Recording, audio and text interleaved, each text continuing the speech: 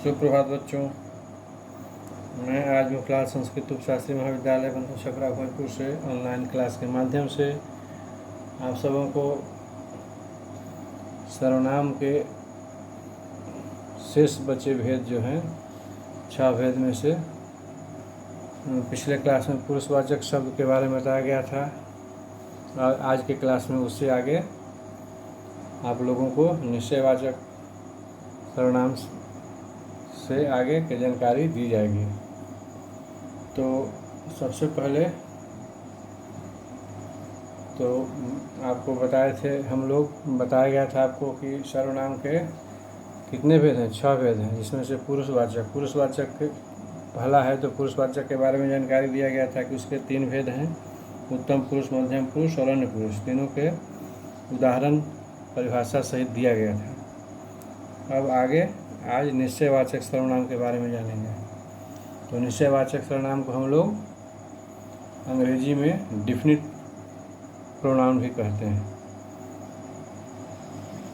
अब निश्चयवाचक सर्वनाम कहते किसे हैं, पहले इसका परिभाषा जानिए।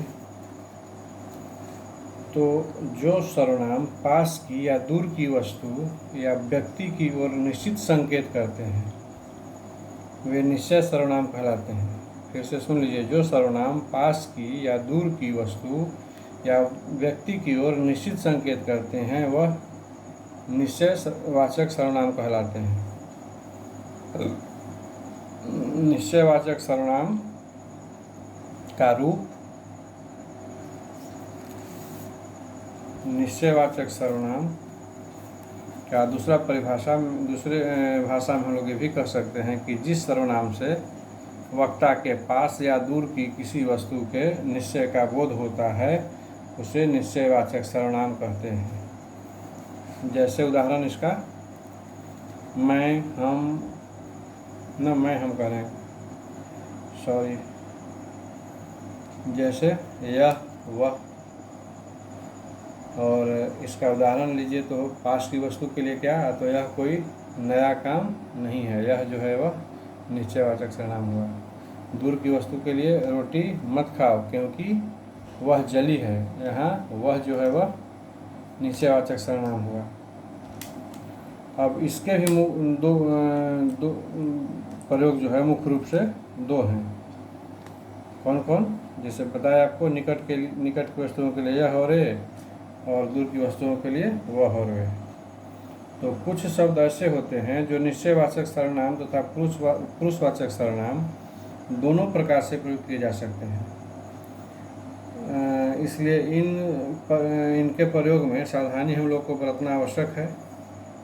जैसे उदाहरण, रोहन कक्षा में प्रथम आया है इसलिए उसे पुरस्कृत किया जाएगा, यह पुरुषवाचक सर्वनाम है। अब निश्चयवाचक सर्वनाम का उदाहरण देखिए कि इस वर्ष भी उसी को पुरस्कृत किया जाएगा, यह हो गया निश्चयवाचक, इसमें निश्चय है। पुरुषवाचक का फिर दूसरा उदाहरण, तुम कहाँ जा रहे हो, हम यही निश्चयवाचक हो गया कि तुम ही से सर्वाधिक अंक प्राप्त करने की आशा की जा रही है। तो जिसमें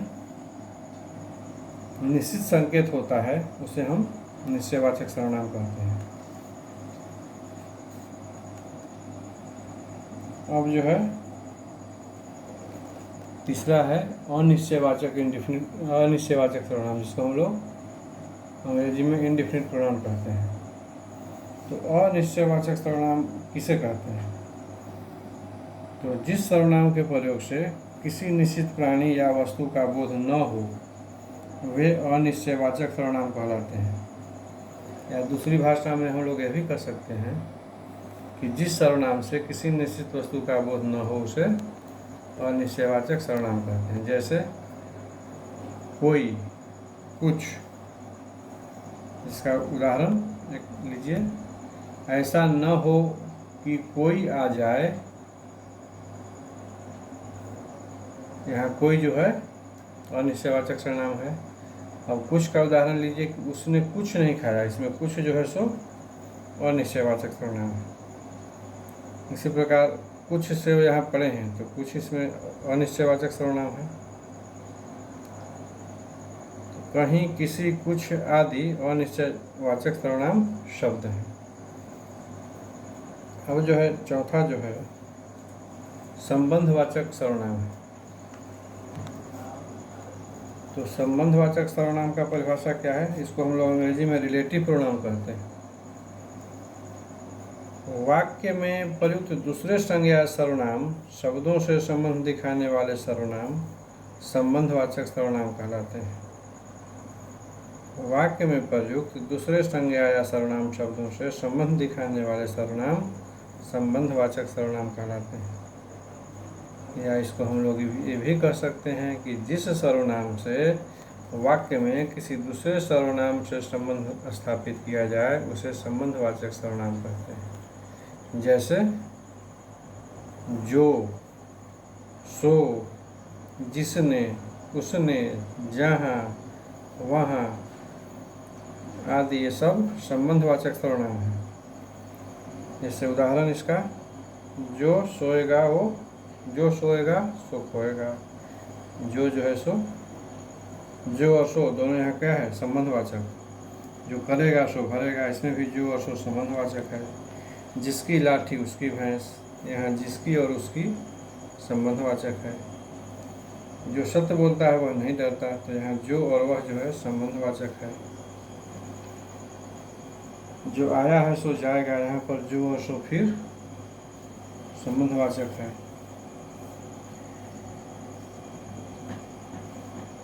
कहने का मतलब यह है कि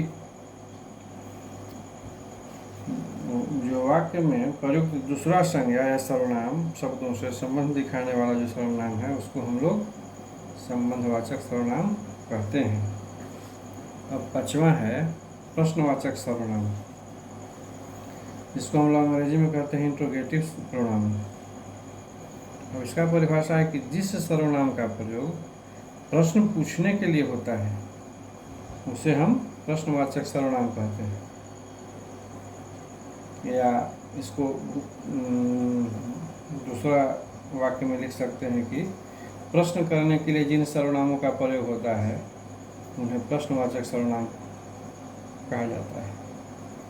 जैसे इसका उदाहरण है कौन, क्या, किन्हें, किस आदि ये सभी जो है प्रश्नवाचक सर्वनाम है।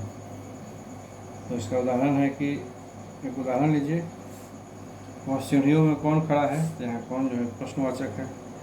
आज तुमने क्या खाया, क्या जो है प्रश्नवाचक है। कल तुम किससे बात कर रहे थे, तो किससे जो है सो प्रश्नवाचक है। कौन आता है, तुम क्या खा रहे हो। तो इन सर्वनामों में कौन तथा किससे जो है प्राणीवाचक के लिए प्रयुक्त हुए हैं तथा क्या जो है अप्राणीवाचक के लिए। तो अब प्रश्नवाचक सर्वनाम के बाद छठा जो है सो है, छठा और अंतिम है निजवाचक सर्वनाम। अब निजवाचक सर्वनाम किसे कहते हैं, इसका परिभाषा क्या है? तो इसके अंतर्गत वे सर्वनाम वे आते हैं जिनका प्रयोग वक्त या लेखक स्वयं जो है अपने लिए करता है। इस प्रकार हम कह सकते हैं कि वक्ता या लेखक, जो वक्ता है बोलने वाला वह या लेखक जिन सर्वनाम शब्दों का बोध कराता है और अपने लिए जिनका प्रयोग करता है उन्हें निजवाचक सर्वनाम कहते हैं। या निजवाचक सर्वनाम का जो रूप है वह आप है। या इसको हम लोग इसका उदाहरण कह सकते हैं कि इसका एग्जाम्पल कौन कौन है। तो इसका एग्जाम्पल है आप, अपने आप, खुद, निज, स्वतः, स्वयं। और वाक्य में इसको उदाहरण वाक्य सहित उदाहरण अति बनाइए, उदाहरण सहित वाक्य बनाइए। तो हमें अपना काम अपने आप करना चाहिए। यहाँ अपने आप जो है वह निजवाचक सर्वनाम है। दूसरा वाक्य है कि स्वयं के लिए जीना व्यर्थ है। यहाँ स्वयं जो है वह निजवाचक सर्वनाम है। वह स्वतः ही जान जाएगा, इसमें स्वतः है जो निजवाचक है। मैं अपने आप चला जाऊँगा, यहाँ अपने आप जो है सो निजवाचक है। तो यहाँ जो वक्ता कहिए या लिखने वाला जो लेखक कहिए, यहाँ वक्ता जो है जिन सर्वनाम का बोध कराता है, अपने लिए जिसका प्रयोग करता है, उसको हम लोग निज सर्वनाम कहते हैं। तो यहाँ अपने आप, स्वयं, स्वतः, ये सब जो है निजवाचक सर्वनाम है। और निजवाचक सर्वनाम का रूप आप है, लेकिन पुरुषवाचक के अन्य पुरुष वाले आप से इसका प्रयोग बिल्कुल अलग है। यह कर्ता का बोधक है, पर स्वयं कर्ता का काम नहीं करता है। पुरुषवाचक आप जो है बहुवचन में आदर के लिए प्रयुक्त होता है, जैसे आप मेरे सिर आँखों पर हैं, या आप क्या राय देते हैं। किंतु निजवाचक आप जो है एक ही तरफ दोनों वचनों में आता है और तीनों पुरुषों में इसका प्रयोग किया जा सकता है। निजवाचक सर्वनाम आप का प्रयोग का उदाहरण देखिए, कुछ अर्थों में होता है। इसका पहला उदाहरण देखिए, क्या है। तो निजवाचक आप का प्रयोग किसी संज्ञा या सर्वनाम के अवधारण मतलब निश्चय के लिए होता है, जैसे मैं आप वहीं से आया हूँ, या एक और है कि मैं आप वही कार्य कर रहा हूँ। और दूसरा इसका अर्थ है कि निजवाचक आप का प्रयोग दूसरे व्यक्ति के निराकरण के लिए भी होता है, जैसे उन्होंने मुझे रहने को कहा और आप चलते बने। या और इसका है उदाहरण कि वह औरों को नहीं अपने को सुधार रहा है। यहाँ आप और अपने शब्द जो है निजवाचक है। इसी प्रकार सर्वसाधारण के अर्थ में भी आपका प्रयोग होता है, जैसे आप भला तो जग भला, या अपनों से बड़ों का आदर करना उचित है।